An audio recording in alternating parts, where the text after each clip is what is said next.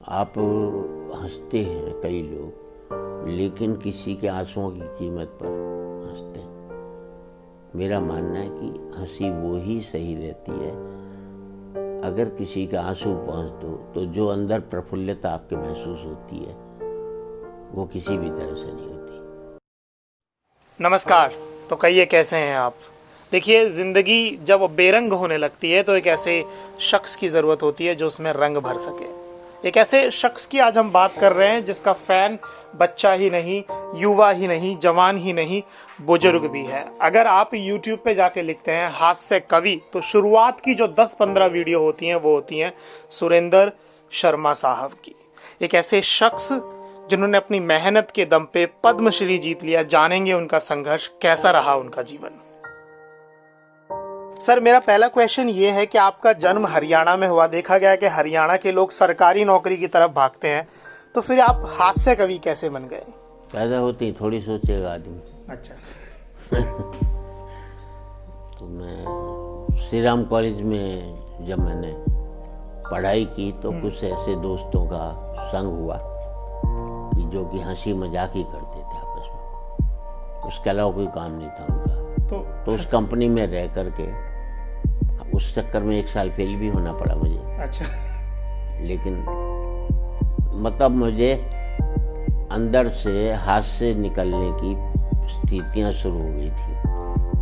पहले नहीं मैं किसी से बात करता था, 1 to 1 कभी बहुत कम बात करता था। उस कंपनी में रह करके फिर वो स्टेज पर बोलने की इसकी आदत पड़ी।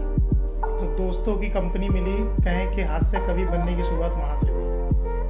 नहीं, कंपनी से हाथ से अंदर से किसी के ऊपर हास्य करना, व्यंग करना, वो सब आया।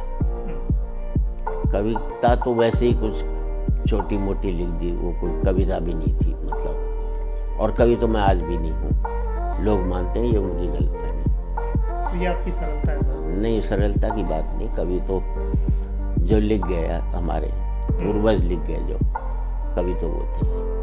सर, क्या वो जो दोस्त आपके कॉलेज में थे वो आज भी आपके दोस्त हैं? हाँ, जो नहीं रहे वो तो बात है, लेकिन जो थे वो अभी भी हम मिलते हैं उनसे। आपको पहचान कब मिली सर? पहचान मुझे पहली बार मिली जब मेरा एक 4 लाइनों का ऑडियो कैसेट टी सीरीज ने निकाला था। उसके बाद नए साल के एक कार्यक्रम में मैंने कालू वाली कविता पढ़ी थी, तो उससे पूरी पहचान पूरे देश के अंदर बनी, क्योंकि एक ही चैनल होता था। और नए साल का उससे बढ़िया प्रोग्राम सबसे साठे थे मंत्री, उन्होंने भी उसमें एक्टिंग की थी। बलराम जाखड़ साहब ने भी उसमें एक्टिंग की थी, तो काफ़ी लोकप्रिय हुआ था। उसमें मैंने कविता पढ़ी थी, तो अगले दिन पूरा देश जान गया था। अच्छा। मतलब कॉलेज में, पूरी यूनिवर्सिटी में मुझे जानते थे।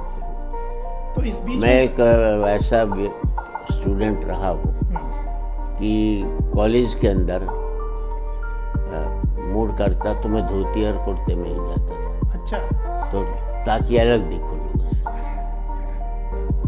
जीवन में संघर्ष क्या रहा सर? जीवन में कभी संघर्ष नहीं रहा मेरा। जो परिवार था, गांव में खेती बाड़ी थी, रथ था, बैल थी, ऊँट थे, भैंसें थी। अच्छा। गाय थी। जो एक संपन्न परिवार गांव में होता है, वो हमारा परिवार था। और हमारा आयुर्वेदिक दवाइयों का, मेरे पिता भी वैद्य थे। उन्होंने बनारस हिंदू विश्वविद्यालय से आयुर्वेदाचार्य का किया। फिर मेरे बाबा के फादर खेती में रहे, फादर के 2 चाचा थे, वो आयुर्वेद में रहे। अच्छा। मेरे जो बाबा के फादर थे वो भी आयुर्वेद में रहे। तो हमारे गांव में एक वैद्य परिवार के नाम से ही जाना जाता, आज भी जाना जाता है। आपके जो पिताजी हैं वो आयुर्वेदाचार्य थे। कभी आपको लगा कि आपको बड़ा डॉक्टर बनना चाहिए? उसके लिए पढ़ाई तो जरूरी है ना। पढ़ाई मैंने तो भी की थी, बीकॉम की थी श्री राम कॉलेज से, तो उसका कोई मतलब नहीं था आयुर्वेद से। लेकिन हाँ, मैंने खुद दवाइयाँ, क्योंकि खुद का ही उत्पादन था, तो मैंने 100 दवाइयाँ बनानी खूब शुरू की, मतलब मैं जानता था कैसे बनाई जाती है। पिताजी का स्वभाव कैसा रहा सर? मेरे फादर का भी एजुकेशन के प्रति खास वो नहीं था कि उन्होंने कहा ठीक अपना काम है वो संभालेगा, क्या करना पड़ेगा। कुंभ का मेला थोड़ी है एग्जाम। तो सर जब आपको पहचान मिल गई तो पिताजी ने आपको वीडियो देखी, पिताजी ने आपको टीवी में देखा, तब उन्हें कैसा लगा? पिताजी ने मुझे कभी किसी मामले में रोका नहीं। अच्छा। वो ही चाहते थे जो उनका काम है ना, जितना है उतना ही बहुत है, ज़्यादा है तो बनी करनी चाहिए काम बढ़ाने। अपने बढ़िया रोटी खा रहे हैं, बढ़िया घी खा रहे हैं। तो पिताजी का बड़ा सरल स्वभाव था। हाँ सर, मतलब वो उनके पीछे लालसा ही नहीं थी। आपको हाथ से कवि बनाने में आपकी पत्नी का कितना सपोर्ट रहा? उससे पहले तो मैं कवि बन चुका था, पत्नी के शादी से पहले तो। अच्छा। पत्नी पर कविताएं भी लिख रखी थी। अच्छा। तो उससे कोई मतलब ये नहीं है, पत्नी का कोई इसमें कोई खास योगदान नहीं है। अच्छा।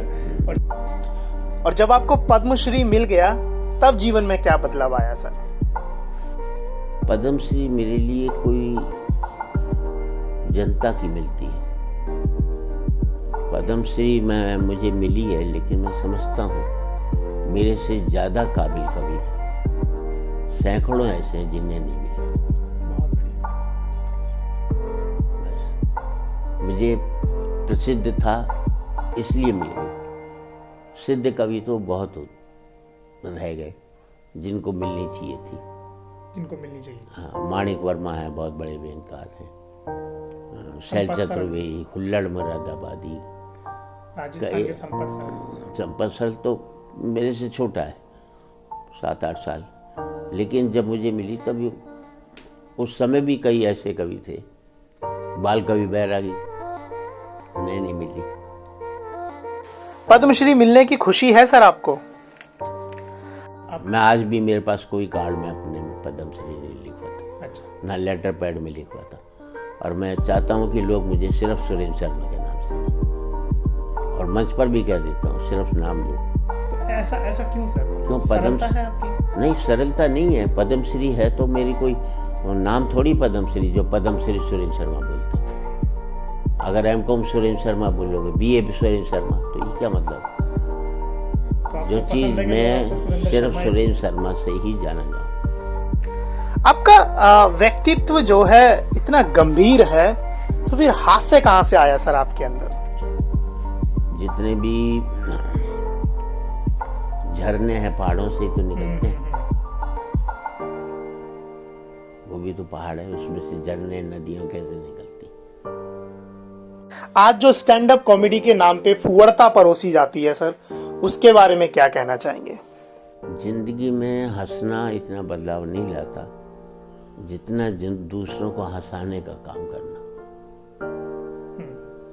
आप हंसते हैं कई लोग, लेकिन किसी के आंसुओं की कीमत पर हंसते हैं। मेरा मानना है कि हंसी वो ही सही रहती है अगर किसी के आंसू पहुंच दो, तो जो अंदर प्रफुल्लता आपके महसूस होती है वो किसी भी तरह से नहीं होती। क्या हम कह सकते हैं कि कवि बना जा सकता है, या कवि बना नहीं जा सकता, कवि होता ही है इंसान? इस पे क्या कहना चाहेंगे सर?